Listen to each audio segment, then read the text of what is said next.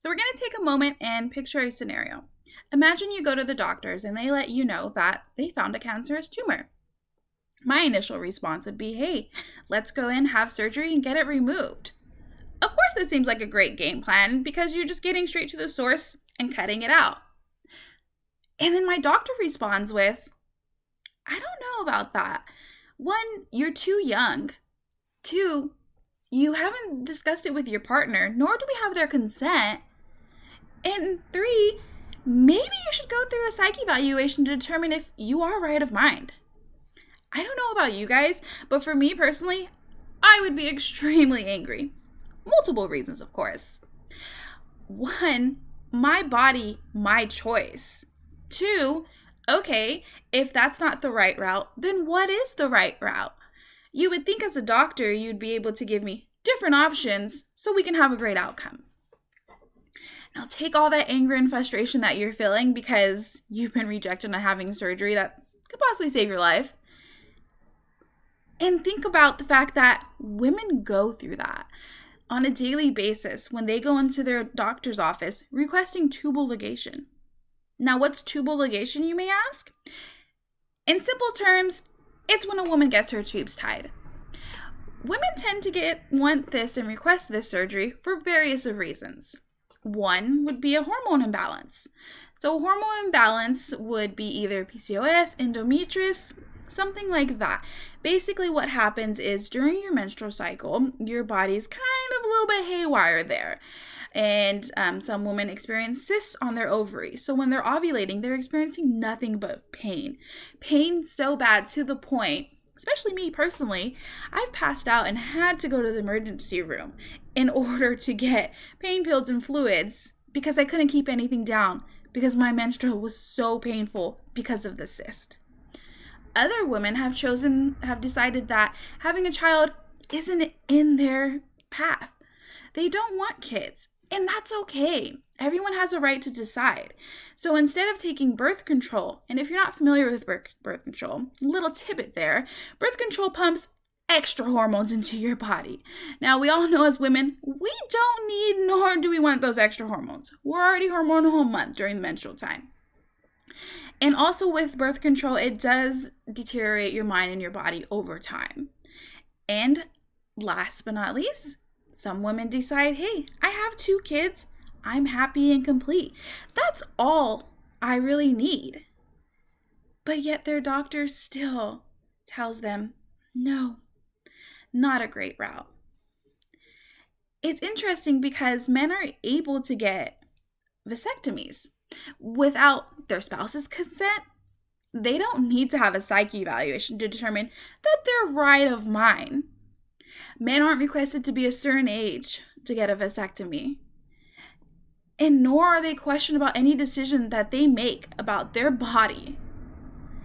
Both procedures are considered in the medical field sterilization. So why is it one is scrutinized more than the other? A big thing that really got me is the fact that men do not need their spouse's consent, nor is there a medical need behind really having a vasectomy that's different from a woman.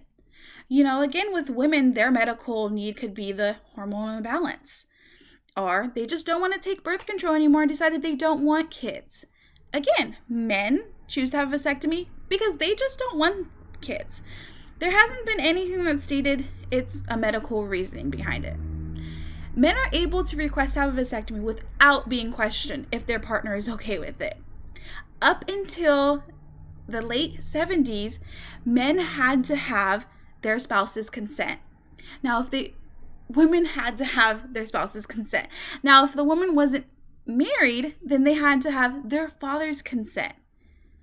Why do we need a consent from our partner or our father telling us what we can do with our body? I've also done a lot of research and questioned a lot of people in the medical field who are OBGYNs. A lot of them state that when a woman comes in requesting this, if they know all of their information and have done their research, then they're more likely to listen to them.